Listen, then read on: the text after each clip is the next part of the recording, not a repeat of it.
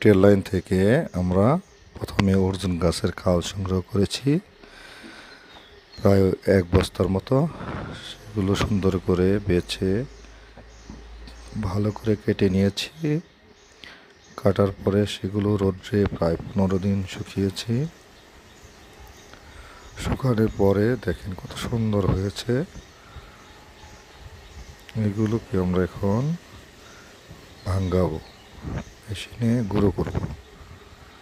গুঁড়ো পাউডার করে সেগুলো আমরা রেখে দেব বছরের পর বছর। কি সুন্দর অর্জুন গাছের এই আমরা পাউডার করে ফেলেছি। এখন দেখেন পাউডার কি সুন্দর পাউডার হয়েছে। এটা হচ্ছে অরিজিনাল দেশি অর্জুন গাছের পাউডার, যেখানে কোনো প্রকার ভেজাল নেই এবং পরিষ্কার পরিচ্ছন্নভাবে করা হয়েছে, সম্পূর্ণ দেশীয় উপায়ে। Thank you.